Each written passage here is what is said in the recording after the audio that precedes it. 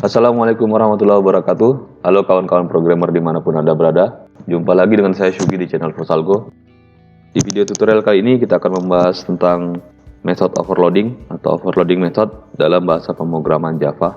Dalam bahasa pemrograman Java kita punya sebuah fasilitas untuk membuat method yang namanya sama, tetapi parameter inputnya berbeda. Perbedaan parameter inputnya ini bisa berupa perbedaan dalam jumlah serta perbedaan dalam tipe data. Kemudian bisa juga perbedaan dalam urutan. Oke, kita langsung bikin saja dulu projectnya. Di NetBeans kita mulai dari buat project lagi. Pilih menu File, New Project. Kemudian kita pilih di sini kategorinya Java. Kemudian projectnya adalah Java Application. Kemudian kita klik Next. Projectnya berikan nama latihan overloading.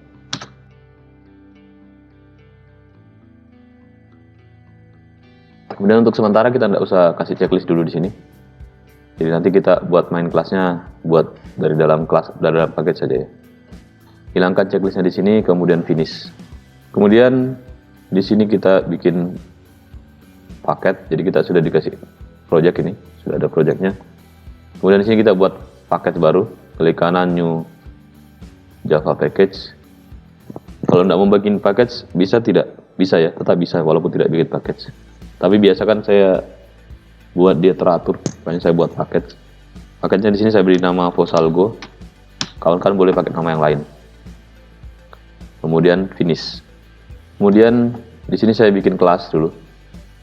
Saya buat kelas, nama kelasnya adalah Arithmatica ya. Jadi cara bikin kelasnya saya klik kanan di package-nya ini, kemudian new, kemudian saya pilih Java class.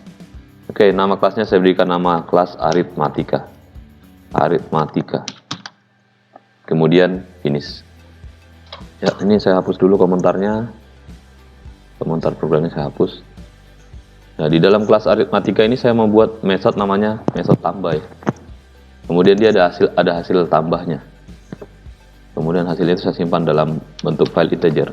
Bilangan bulat, integer tambah.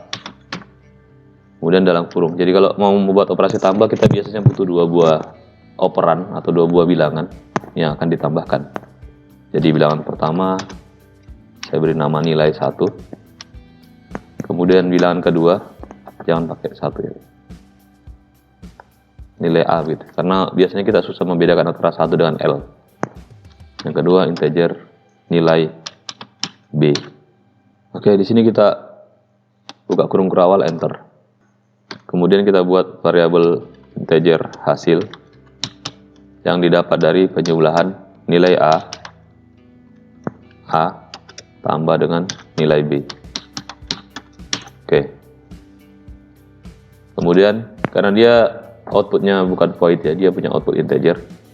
Di sini kita bisa tambahkan return, harus ditambahkan return hasil.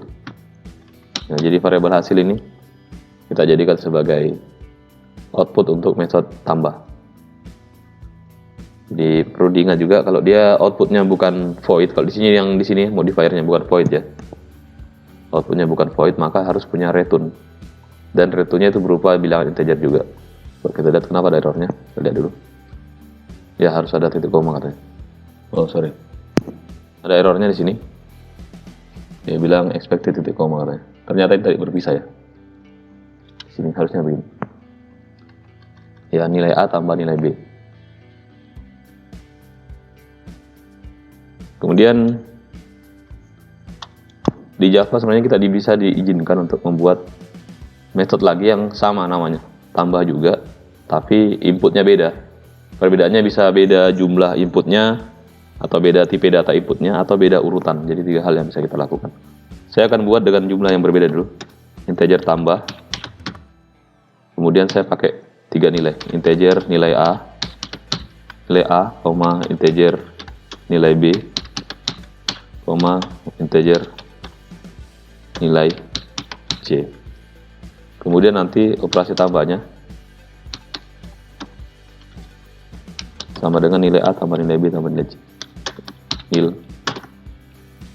Nilai A tambah nil, kontrol spasi aja, B tambah nil kontrol spasi C.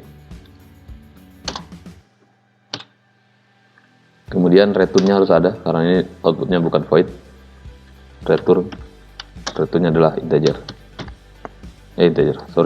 Returnnya adalah hasil. Oke. Jadi ini method yang namanya sama namanya, tapi jumlah inputnya beda ya. Jumlah inputnya beda. Jadi dia bisa beda jumlah inputnya. Kalau sama jumlah inputnya juga bisa, asalkan tipe datanya beda. Atau urutan tipe datanya beda. Urutan variabelnya beda dengan tipe data yang berbeda. Kalau outputnya boleh tidak sama ya. Boleh integer, boleh juga double. Di sini saya boleh buat outputnya double juga. Double. Misalnya saya mau buat dengan inputnya berbeda ya. Double nilai A maksud saya. Nilai A, nilai B. Dan tipenya double juga. Oke, jadi ini sama-sama dua inputnya. Di sini ada dua input, di sini juga dua input. Input parameternya dua, sama-sama dua input parameternya. Tetapi tipe datanya berbeda. Ini tidak masalah ya.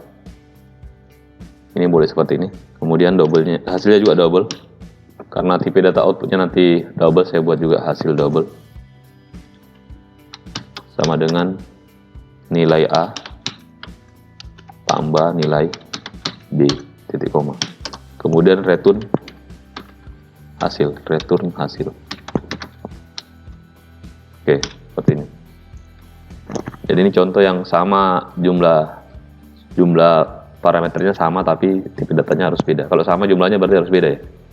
Harus dibedakan urutannya atau dibedakan tipe datanya. Oke, boleh juga kayak begini mungkin. Yang pakai pesan gitu ya. Sama-sama dua.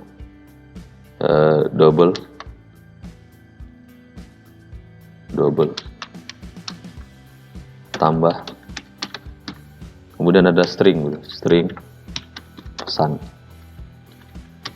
atau info ya, pesan saja, info koma, kemudian nilai double nilai A koma double nilai B.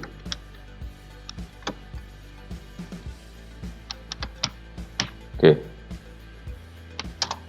jadi ini ada pesannya dulu. Kita bisa shout dulu, shout pesan.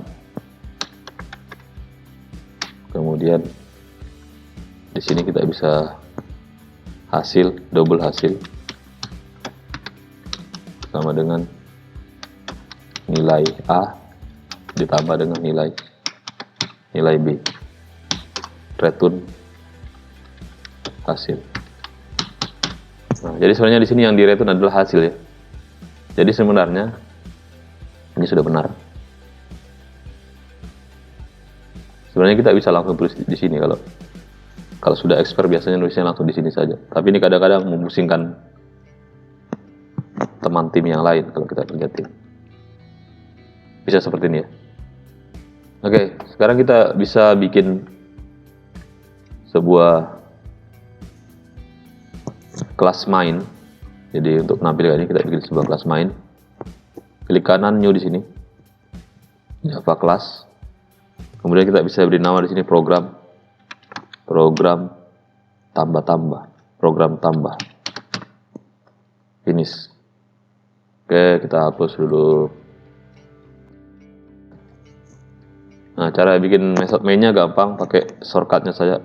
Kalau di NetBeans ya, ESPM tab. Kemudian di sini bikin objek dari kelas aritmetika. Caranya tuliskan nama kelasnya di sini.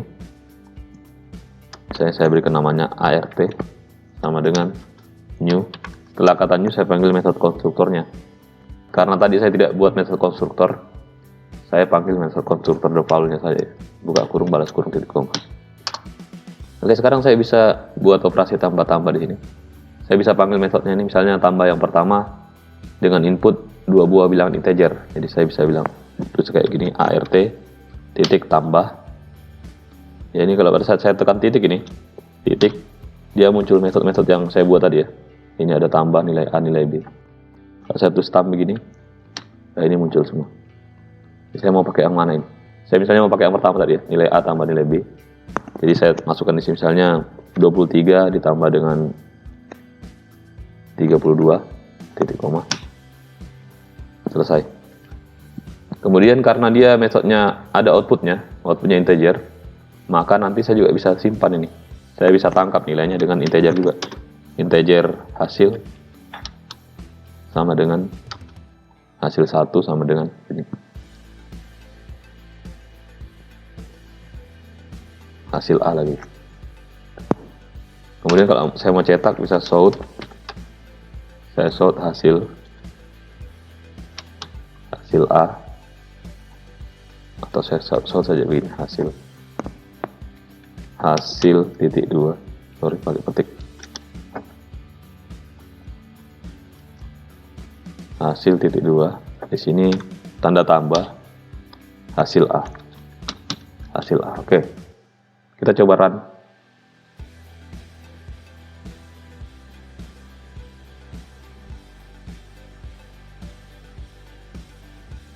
Ya, ini hasil adalah 55. Kemudian metode yang sama, walaupun kita panggil dengan bilangan double, ini bisa, karena tadi sudah kita persiapkan. Tapi outputnya double juga ya. Outputnya double juga.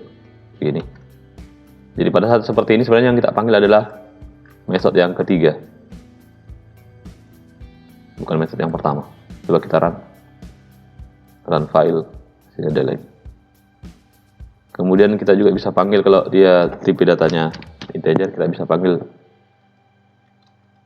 untuk penyebelahan 3 buah bilangannya, 32,46 misalnya kan.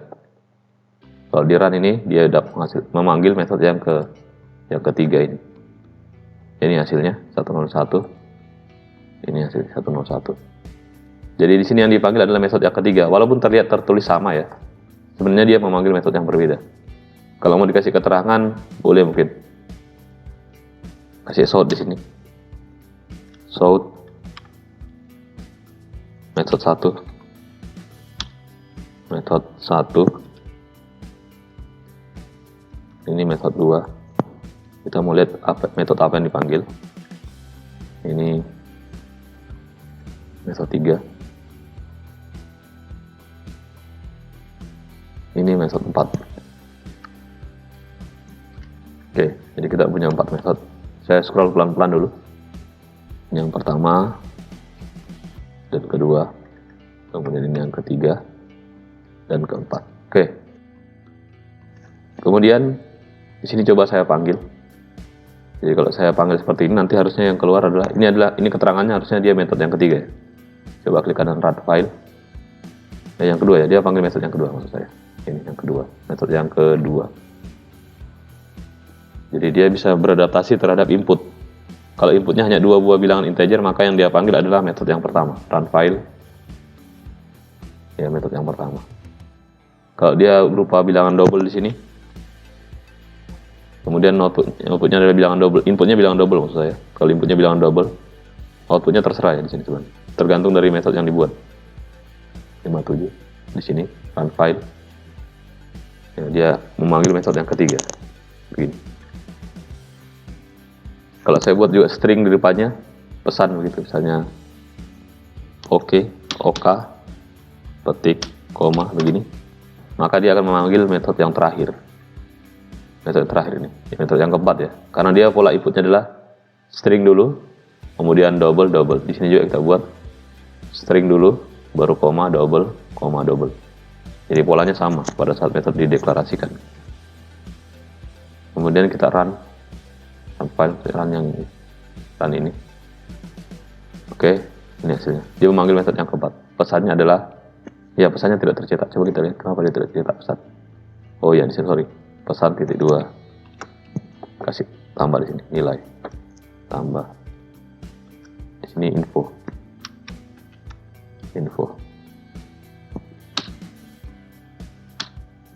Oke, info ini adalah parameter yang ini, variabel yang berasal dari parameter ini. Kita save dulu di sini, baru kita klik kanan di sini run file.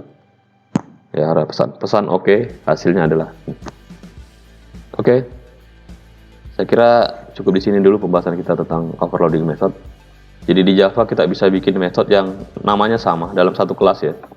Kita buat method yang namanya sama, tapi parameter inputnya beda.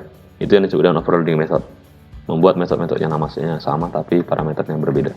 Perbedaan parameter itu bisa berupa perbedaan jumlah. Ini kalau ini kan 2, yang ini 3, beda jumlah parameternya. Atau perbedaan tipe data input. Misalnya ini integer, ada 2, sama-sama ada 2 parameter inputnya, tapi yang ini integer, yang ini double. Sama-sama 3, tapi yang ini string double, yang ini integer. Untuk outputnya bisa tergantung kebutuhan, jadi outputnya tidak diatur ya, boleh integer, boleh double, boleh string, sesuai kebutuhan. Jadi yang membedakannya adalah inputnya, jadi dia akan mengenali otomatis berdasarkan parameter yang kita inputkan nanti pada saat dibuat, pada saat dipanggil. Jadi dia kenali otomatis berdasarkan ini, apa yang kita inputkan di sini. Baiklah, saya kira untuk tutorial method overloading saya cukupkan sampai di sini dulu. Insya Allah kita akan ketemu lagi di video tutorial berikutnya. Kalau ada pertanyaan dan saran boleh dituliskan di kolom komentar. Terima kasih. Wassalamualaikum warahmatullahi wabarakatuh.